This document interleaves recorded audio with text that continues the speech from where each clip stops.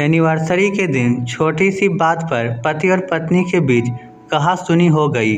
बहस इतनी आगे बढ़ गई कि पति गुस्से में घर का दरवाज़ा पटक ऑफिस के लिए निकल गया। पत्नी ने गुस्से में घर पर कांच का शोकेस फोड़ दिया।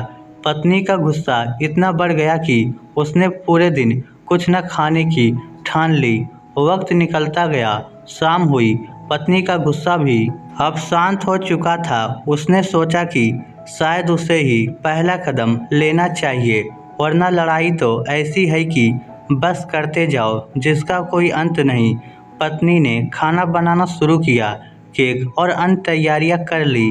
सोचा कि आज पति का वेलकम गिफ्ट और फूलों के साथ करेगी। दरवाजे पर घंटी बजी और पत्नी दरवाजे की तरफ दौड़ी। दरवाज़ा खोलते ही अचानक घर के लैंडलाइन पर एक फ़ोन आया। पत्नी अपने रूम में फ़ोन उठाने गई और देखा कि फ़ोन पति के मोबाइल से ही आया है। उसने फ़ोन उठाया और दूसरी तरफ एक व्यक्ति ने पूछा, जी क्या ये राहुल का घर है?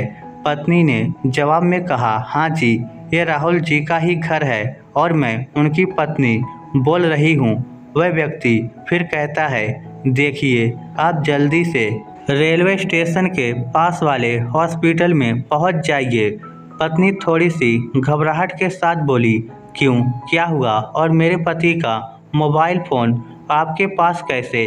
तो वह व्यक्ति कहता है, देखिए आपको बताना तो नहीं चाहता, लेकिन आपको ना बताया तो गलत हो जाएगा। पत्नी बहुत घबरा गई। मन में अजीब अजीब ख्याल आने लगे।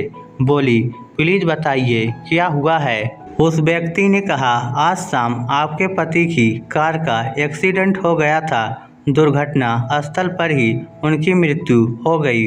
उनकी बॉडी को पोस्टमार्टम के लिए हॉस्पिटल लाया गया है, इसलिए आपका यहाँ होना बहुत ज़रूरी है। पत्नी कुछ जवाब नहीं दे पाई और उसे चक्कर आने लग गए। अगले ही पल उसे ख्याल आया कि पति तो घर पर ही है।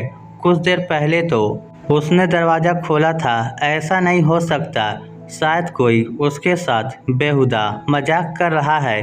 फ़ोन होल्ड पर रखकर वह हॉल में, रूम में, किचन में, इधर उधर सब जगह पति को ढूंढने लगी, लेकिन उसे पति कहीं नहीं दिखा। वह खुद को मुश्किल से संभाल कर वापस फ़ोन की तरफ भागी। सामने वाले व्यक्ति ने बताया कि जेब में से राहुल जी का पर्स भी मिला है। पुष्टि के बाद पत्नी के हाथ पांव कांपने लगे। ऐसा कई बार होता है कि व्यक्ति मृत्यु के बाद या उससे ठीक पहले अपने सबसे खास व्यक्ति, जिससे वह बहुत प्यार करता है, उससे आखिरी बार मिलकर जाता है। पत्नी को यह बात याद आ गई। उसकी आंखों से आंसू रुकने का नाम नहीं ले रहे थे।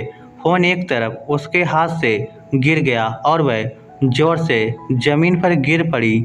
अचानक बाथरूम से आवाज़ आई, अरे सुनती हो, चाय बना लो प्लीज़, आज तो दिन ही खराब है। पति बोला।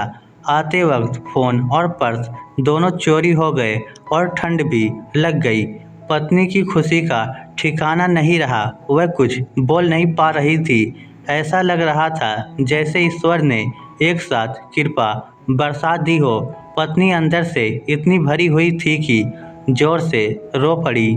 पति बाथरूम से बाहर आकर देखता है और हैरान रह जाता है। वह अपनी पत्नी से पूछता है, रो क्यों रही हो, क्या हो गया? पत्नी उसे सारी कहानी बताती है और पति के गले लगकर निशब्द हो जाती है। पति मुस्कुराहट के साथ कहता है, चिंता मत करो, मैं बिल्कुल ठीक हूँ और मुझे कुछ नहीं होगा। दोस्तों, कई बार हम अपने जीवन साथी से, दोस्तों से, रिश्तेदारों से ऐसी लड़ाई कर लेते हैं जिसका अंत ही नहीं होता। क्या पता आज किसका आखिरी दिन हो। जिंदगी ने इस पत्नी को तो दूसरा मौका दे दिया। क्या पता हमें दूसरा मौका मिलेगा या नहीं। रिश्तों में लड़ाइयाँ तो होती ही रहती है, लेकिन ये कोशिश करें कि उन लड़ाइयों का हल शांति से कर लिया जाए। इस स्टोरी को लेकर आपकी क्या राय है, नीचे कमेंट करके हमें ज़रूर बताइएगा। धन्यवाद।